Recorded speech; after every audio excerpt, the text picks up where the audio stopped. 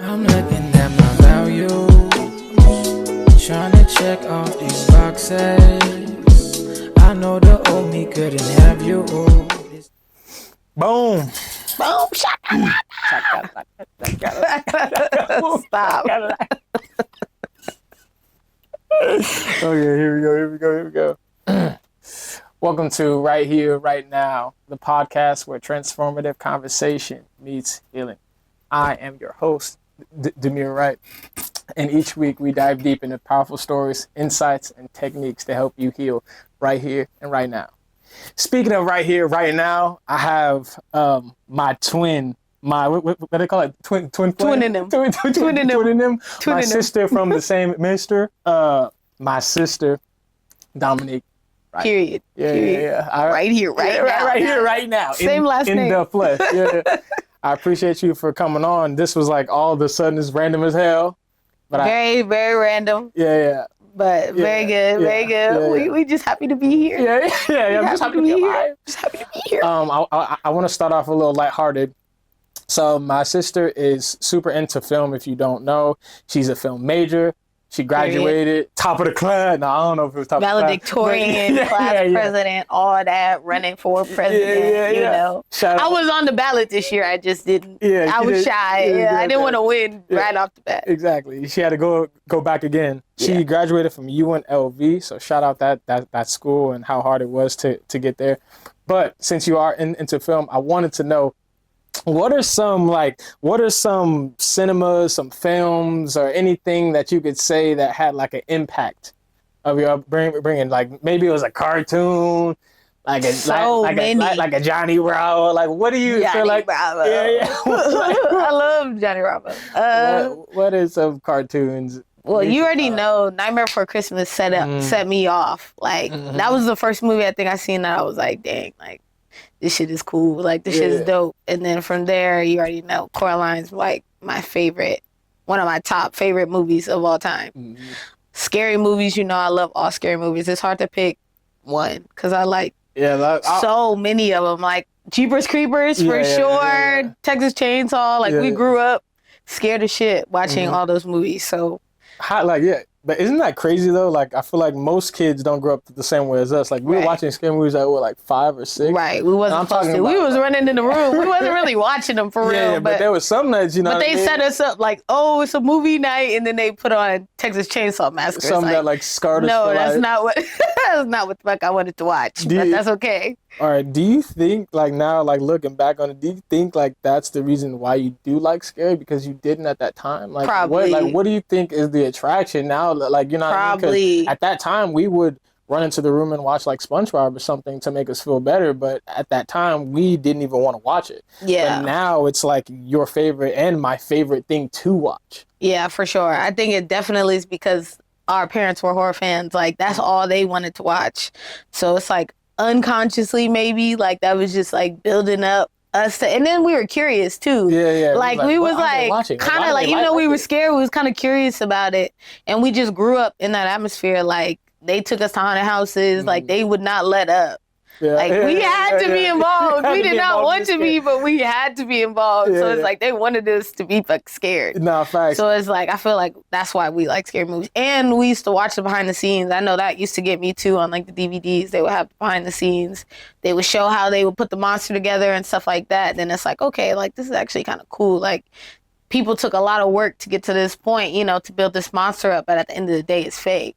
So it's like I think that as a kid kind of got me more into it too, like just like the artist part of it, like oh dang, like they really took time out to do all this makeup and these effects just for these people to be scared, so just to create this whole movie. So I think that's really what got me into it. That actually brings me to my next topic though. It's funny that you said that. I feel like a lot of people would categorize like your type of like films that you like or cartoons as like quote unquote weird. Like our older brother thinks that you are the weirdest person ever. But in reality, me and you have like strike the same fantasy. Right. Like we literally send each other movies, we watch them together, we break them down, we talk about them. What do you think attracted you to the weird? Like what do you think And Bro. why do you think it's weird? Being weird. Yeah. Number one, already being weird. That's how you really do it. Yeah. When you're already weird, you identify with things that are just different. Like you steer that way. And I think it's so funny too that you said that because like I feel like watching TV with me is a skill. Like if you can watch TV with me without like judging or without feeling some type of way, like and looking at it like subjectively, like okay, what does this have to offer? Then I feel like, dang, you really are like a movie person. Like I grew up, like as I'm getting older, I noticed like how film is really not that big of a deal to a lot of people. A lot of people don't watch TV. A lot of people don't like movies or haven't even seen as many movies as we have. Man. So it's like, dang, like, and for me too, like being attracted to film, seeing behind the scenes, like to going to school for it, like you're forced to watch things that you don't even like, but you're supposed to break it down. So now it's just like I have an eye for different types of filmmaking. I have an eye for like stuff that makes me feel a certain type of way. And I just like to be scared. So if you can scare me, then I'm really interested. If it's like some drama, I might like it, but it just has to be different. Like if it's too much of the same thing, I don't see a point in it like at all. But I feel like more so people make stuff that's like hella abstract now. Now I feel like people try to be too abstract. Trying to be something that's different or trying to get. Yeah. So it's like, damn, what's the story here? I'm like, I'm what lost. Am I actually here to see. It's crazy to think about our upbringing in films because at one point we didn't have cable. Right. So all we watched was movies back to back to back, the same ones. Redbox, but it was crazy though because the variety that we had to watch. Like we went from 500 Days of Summer? I was gonna say, that's what I was gonna say, 500 Days of Summer. Eternal Sunshine. To Butterfly Effect. Dinner for Schmucks. What you ate? Dude, that movie, hey yo. No shade to Steve Carell. He's the best person ever. I think he's an incredible person, and I like him better. You know what? Pull up Dinner for Schmucks. Pull up Dinner for Schmucks. Pull up the scene where she's talking to the crowd. The bird. She's what? The black lady with the bird. Yeah, the black lady with the bird. I don't think you should type in. Oh, Dinner for Schmucks. Dinner for Schmucks. Oh yeah, that's shout so out funny. Nick. He's behind the camera. Yeah, dinner like eating. DINNER. Yeah, perfect. He said dinner for dinner. DINNER. Dinner like I'm eating food. That's the Deer Valley education. No, not Deer Valley. For Schmucks. Schmucks. Yeah, there you go. Yeah, Dinner for Schmucks, and then Dinner for dinner food, not dinner food. Yeah, there you go. Go down. It's go down. Yep. There you go. Perfect. And then type in. So click on that one. Like click on your. Oh yeah, yep. There you go. The dinner scene. Wait, go down one more. Down. That one. Yeah, that one. Oh yeah. Wait. Press record on the screen thing. That would have been tragic. That's so funny.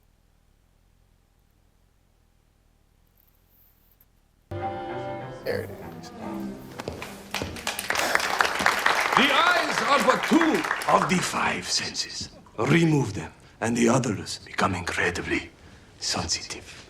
But some people still ask, how can a blind man compete at the Olympic Games as fencer? I will show you how.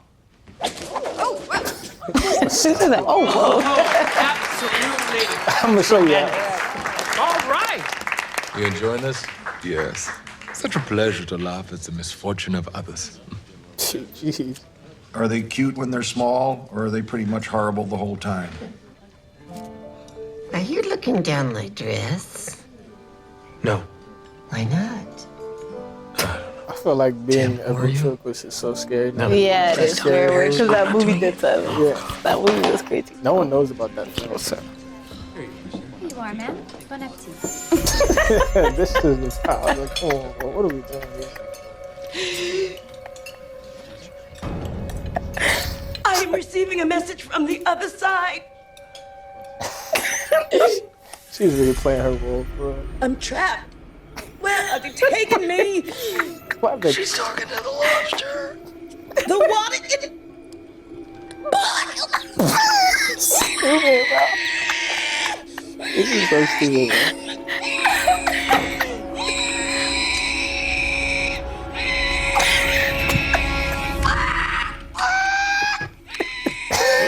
They might win. They might win.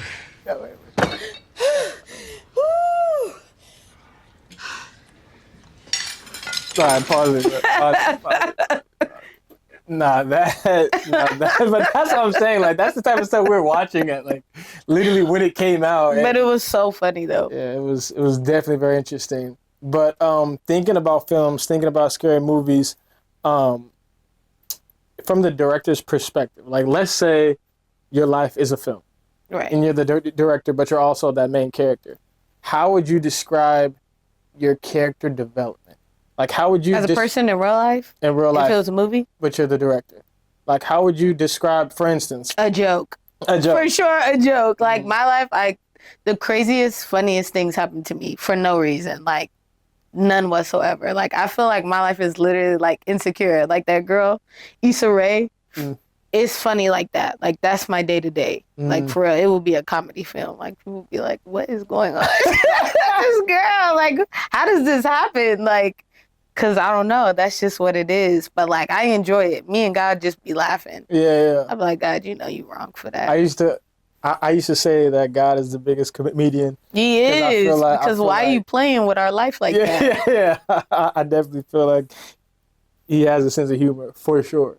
100%. But speaking about, like, being the director in the film, do you feel like there's been times similar to, like, that movie we used to watch, Barbarian, that came out not too long ago, where, like, it's more that meets the eye? Meaning, like, at that ending scene, when she jumps off of that building, I feel like we had no emotional connection to that character, and then we were like, wait, is she saving him, or is she trying to eat him? Is she trying to protect him, or is she trying to, you know what I mean? Like, do you ever feel like in your life there's more than meets the eye?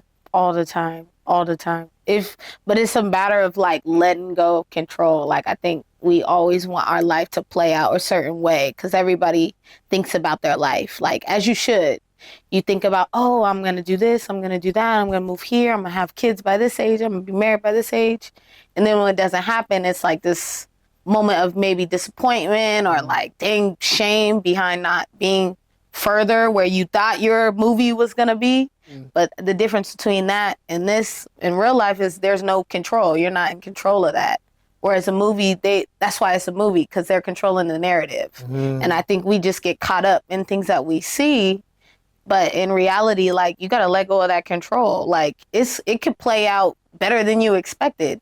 But it's the fact that you have to let go of, like, what you're envisioning your life is going to be. You know what I mean? So that's what I would say to that. That's, like, the difference. Wow. Between that. Like, your life can unfold in ways you never thought it could, you know, if you keep that mindset, that positivity, and, like, wanting to have more for yourself. You don't know where you're going to end up, you know?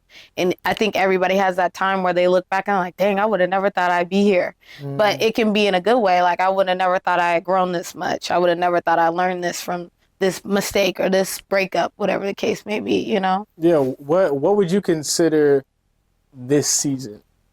Oof. Like if you were to take all the things that you just said, and we give up control and we kind of just see how things unfold, what is that, not what is that called now, because again, that might not be the season, but what season do you feel like you are in? Man, definitely surrender. Like, just surrender and freedom, you know? That's insane. To let go. Like, you know, I thought things were going to be one way, but it's not. And that's not necessarily a bad thing. It's not necessarily a bad thing to not know what your next move is. You know, you kind of have to, there's times where you really do have to surrender to whatever your higher power is that you believe in, because you have to know that, like, at the end of the day, you're good. You know what I'm saying? Like, if everybody's good around you, if you got your health and your wealth and you can still get up in the morning, it's worth living. Like, your life is still going. So, like, whether you have it all figured out, a lot of people don't have it all figured out. So for me, it's like, I thought I had it all figured out, but I don't. So really, it's like, I got to surrender to this moment and just be present in my everyday life. That's what chapter I'm in. It's like, moment of surrender and just being me. Sometimes that's all you need to do, is just be yourself. You know, and a lot of people aren't even doing that. A lot of people don't even know themselves. So maybe that's what this chapter is me getting to know me more and just being me.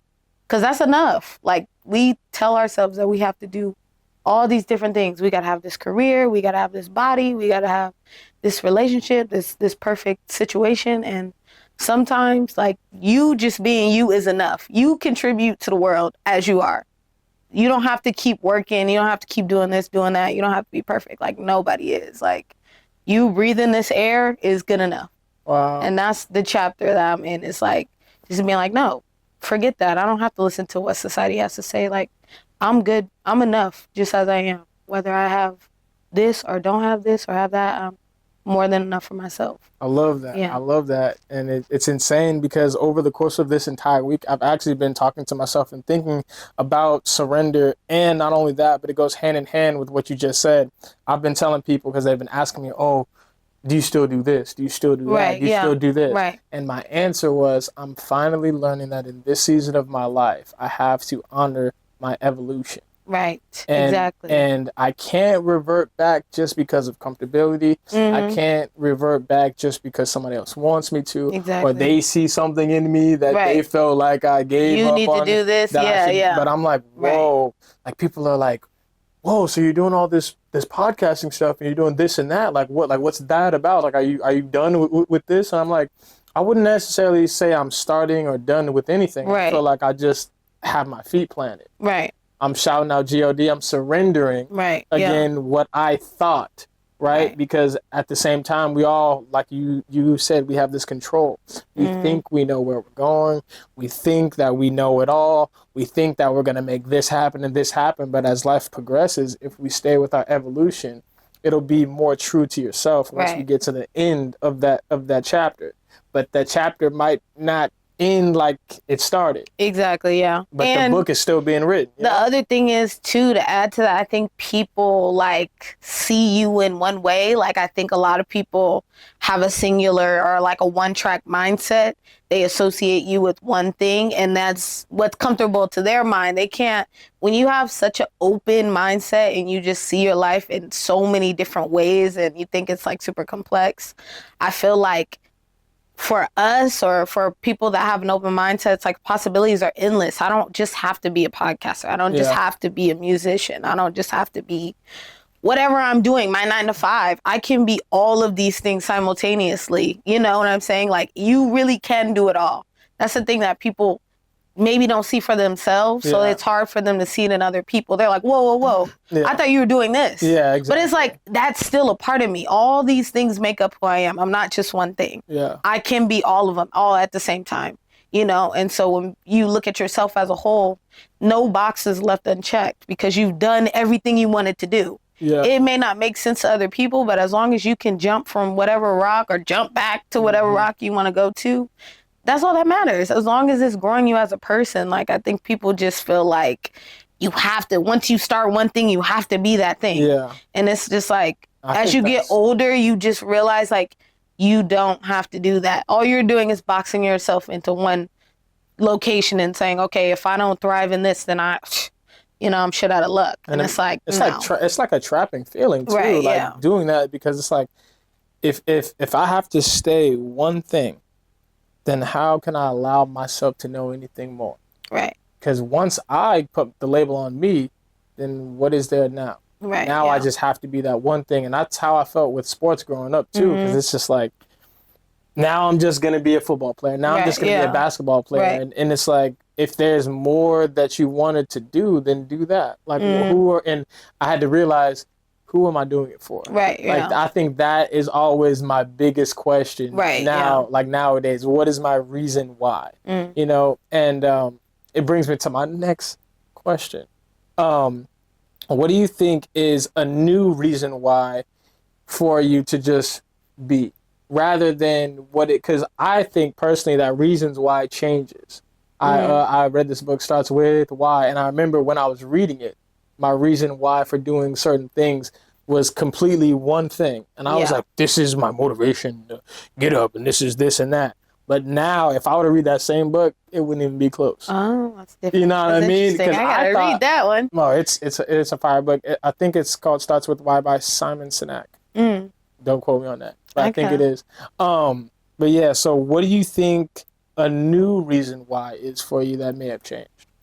For surrender, definitely, like, I think because of just the age we live in and like social media, it's like what you see every day, what you consume shapes sometimes what you think you want and where you think you should be. Like, we live in this culture where we're seeing people that are younger than us, like millionaires, and people that are online just being themselves, that are making money. And you know, you see all these people like your peers getting married, having kids and stuff like that. And like, I think you just, for me, because I was heavily consuming and I still do consume now, it's like more so like my awareness of like, oh, where is this coming from? Like checking in with myself and being like, why do I feel this way after I was on social media? Why do I feel this way now that I saw pictures of somebody having a kid or somebody getting proposed to? Like, all these different things made me be like, you know what, I need to like bring all that energy back to myself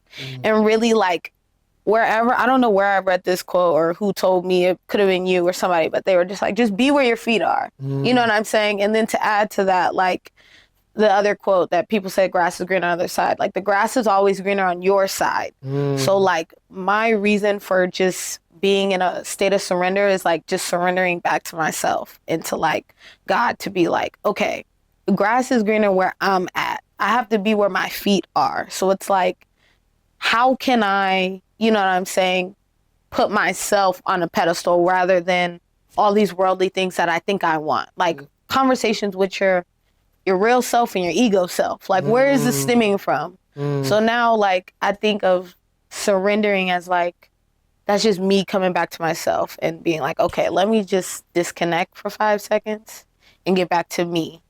Be in a world of like, all this me. Everybody's only just showing you the best parts of their life. Nobody's showing you everything they had to sacrifice and this and that. And that's kind of like the flip side, I guess, the dark side of social media. But I think that's kind of why I'm moving into that era. Just with getting older, like you see more things.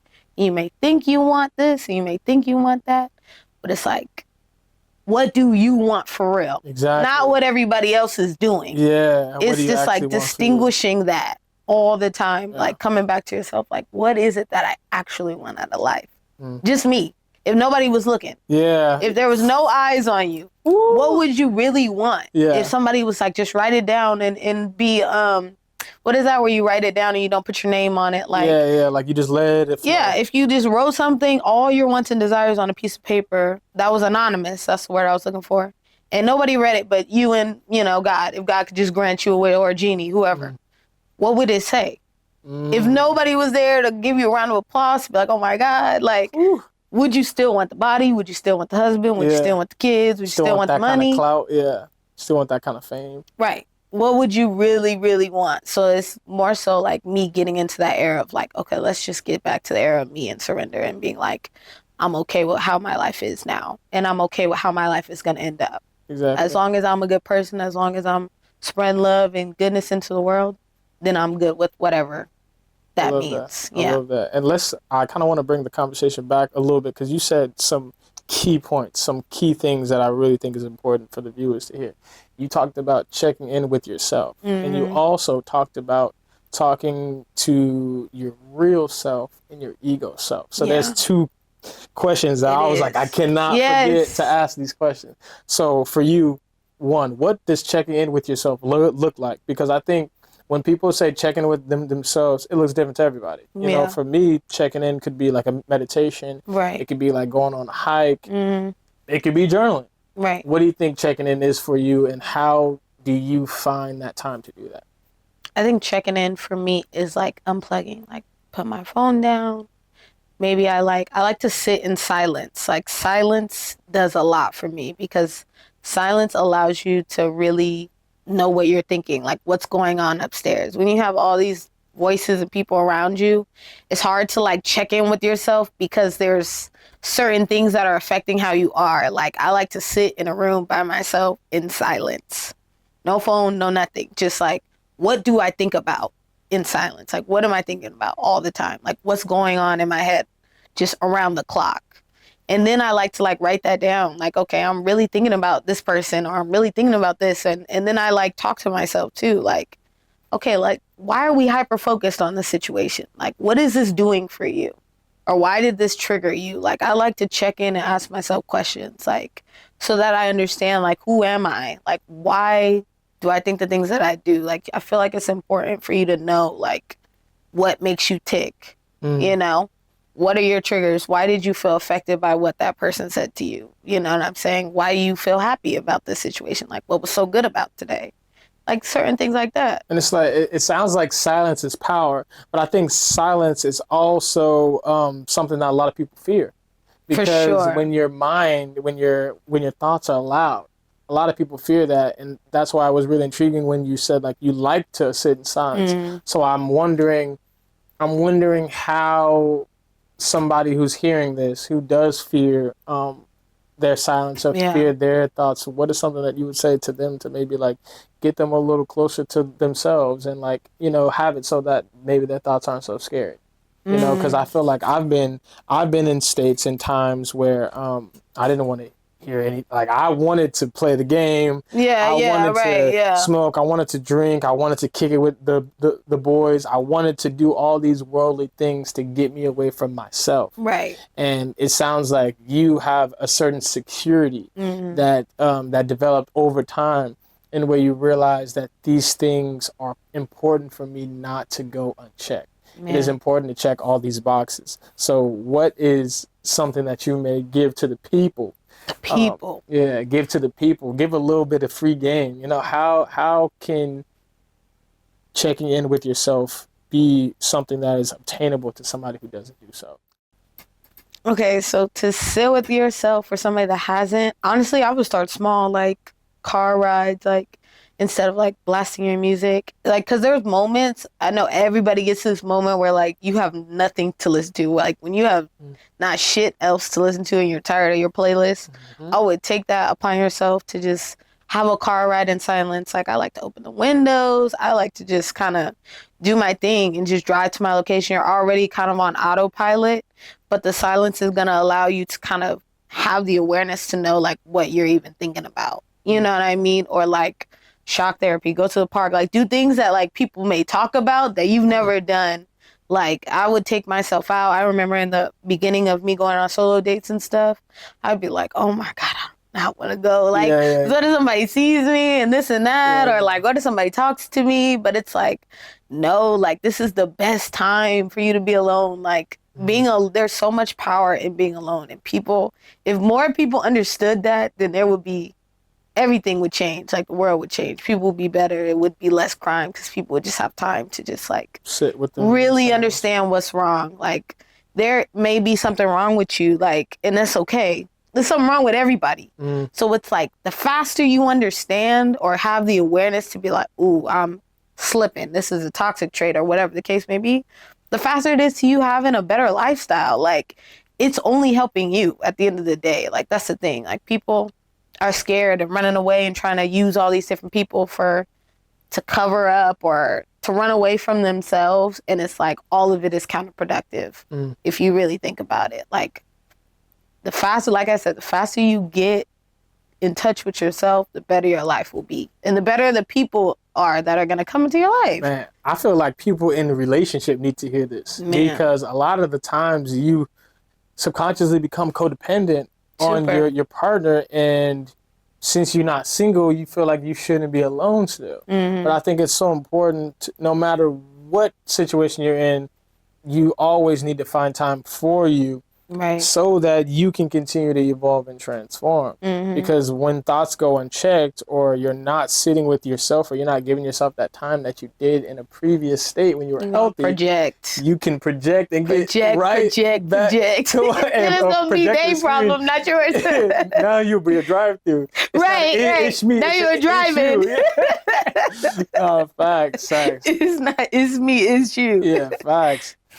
Speaking of another thing that we just talked about that I wanted to bring up, you talked about the real self versus the ego self. Can you dive a little deeper and tell me what you think the real self is and what do you think the ego self is? Because I think everybody talks about it. We all understand what ego is, but just in your own words or your own version, what is the difference and how do they help one another or not help? I think your real self is like you at your core. So it's like what you specifically value. Like everybody's values and beliefs are completely different.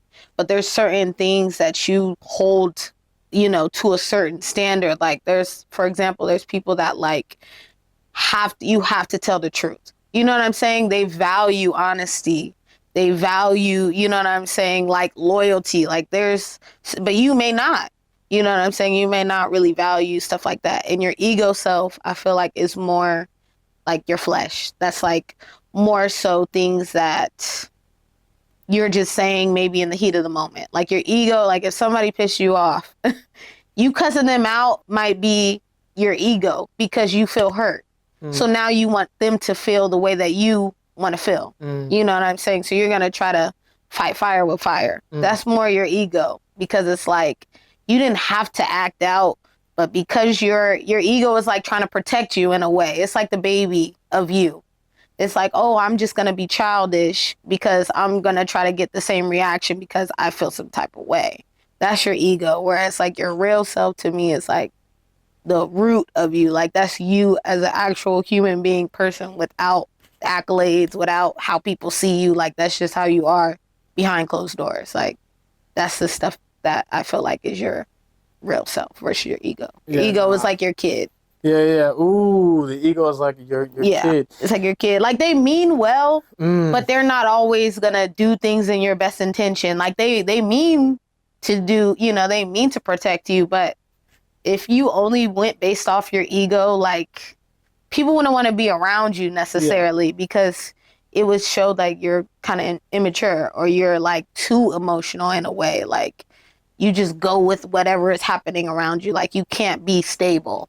Speaking of immaturity and the ego being a kid, it just popped up into my head. Do you think, like, if we were to perceive the ego the same way, do you think that you can grow your ego up?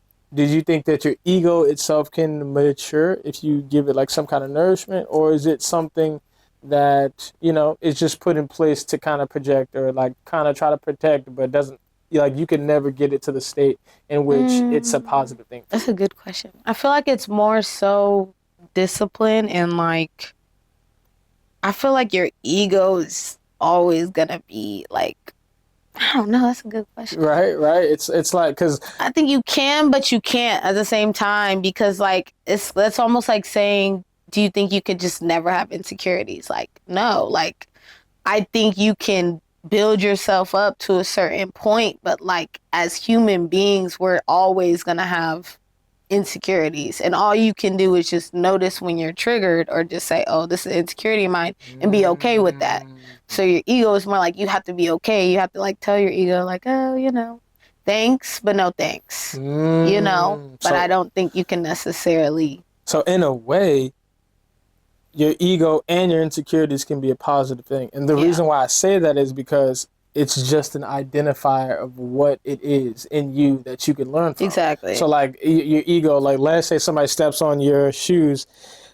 Obviously, it's not the worst thing in the entire world, but my ego is telling like, hey, yo, I got to let this person know that I feel disrespected. But at the same time, it's an indicator to know, like, I put way too much value. And what I got on, shoes. When in reality, why do I got this bust down on in this crowded ass room? Facts, or I can buy it some more. In fact, why did you go to the club with all white on? You know what I mean? It's like, look at a mess. That is so funny. But another thing that you said when you started about your ego was your values. Yeah. It is so wild, the concept of values and the concept of being at odds with somebody. Yeah. In high school, I don't know if it was my junior year or my freshman year, but I had a teacher, Mr. Hallberg. I'm not going to shout out the school because... That sounds so familiar, that guy. Nah. He was super chill, super cool. I feel like I made him so angry when I moved to AP Psych. But anyway, he was a really cool person.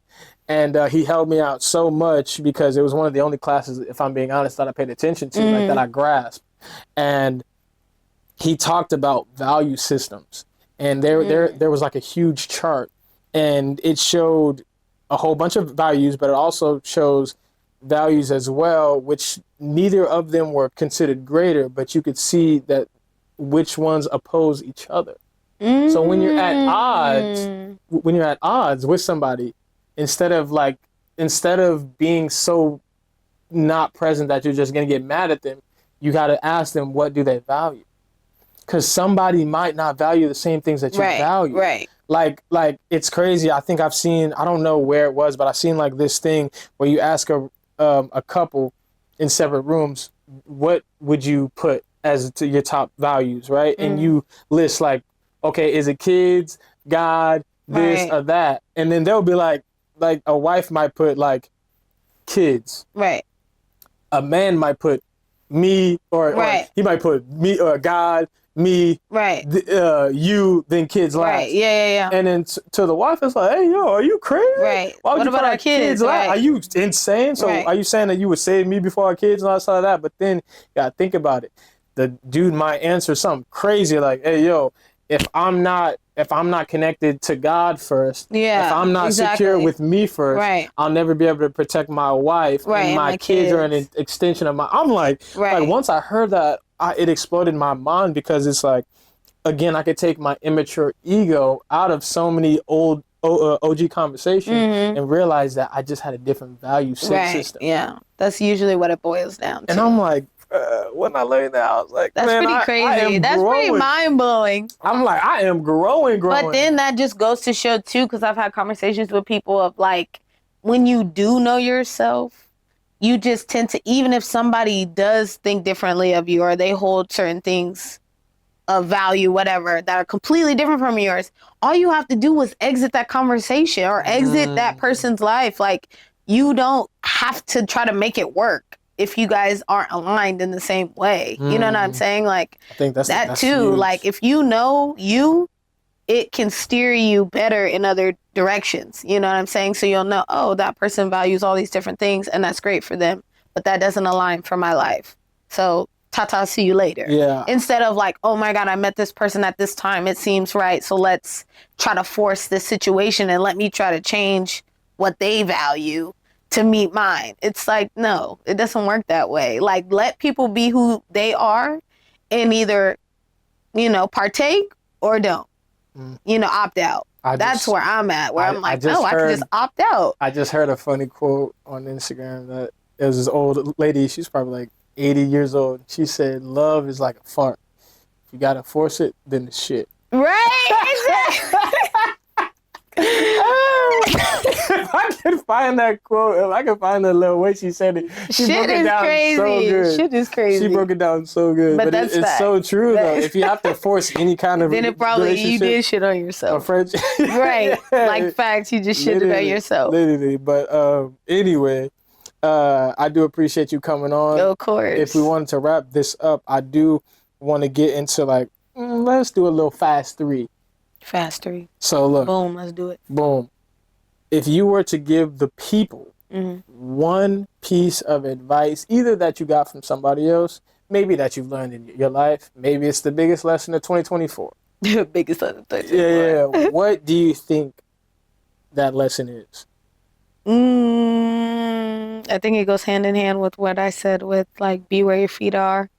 I always like to say, save yourself first. Like, when they say, if a plane was to go down, you better put your mask on. Put your mask on first. Save yourself first. No one's coming to save you. Because, no one's coming to save you. And also the flip is like, everybody else will be saved if you save yourself first. You're not doing anybody favors by trying to pick up the pieces of all this other shit, and you are the broken one. Yeah. All you're doing is making shit worse. I know you don't think you are, but you are. Save yourself first. That's like my biggest all the way around. Save yourself first, and everything else will connect around you. Jeez. Okay. That was an amazing answer. What is something you're most proud of? Yourself. Ooh, that I'm most proud of? Being a humorous person, being able to make so many people like laugh, smile. Like, when I look back on all these times that I've made all these different types of people like laugh, whether they be random or people that I've known, like that joy, being able to spread joy or being a part of all these different fun times in people's lives is like what I'm most proud of. That's all I want to do, to be honest. Yeah. And with that, do you feel like you're closer to your purpose when you are making people laugh, making people joy?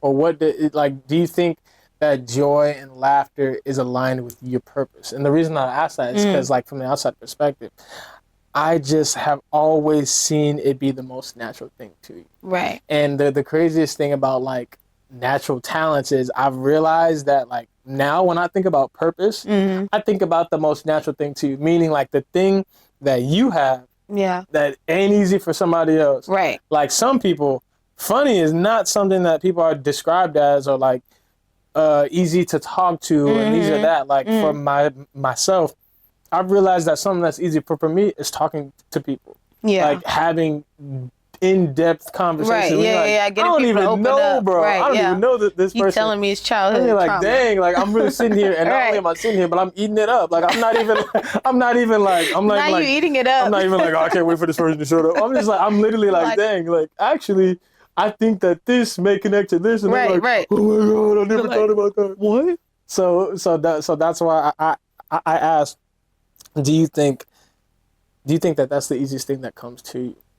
One of them for sure. I think it connects me to a lot of people. Like, people tend to want me around in the best times just because they know, like, it's gonna be a good time. And I think that's enough to know you're a good vibe. Is like, I think you're on the right track. I don't know where that's gonna lead me. Like, yeah, maybe it is in my purpose, but I think that's TBD. TBD, but it could be. It would make my life simpler. TBD, baby. All right. Well, that's Shake and bake. We're right here, right now. Podcast episode. I think it's gonna be 2. I don't know if it's gonna be 2, 3, 4, or 5, but we appreciate you for keeping it here. 12. We live. All right, baby. All right, you guys. Thank you. Peace. I'm dead. I'm looking at my value, trying to check off these boxes. I know the old me couldn't have you.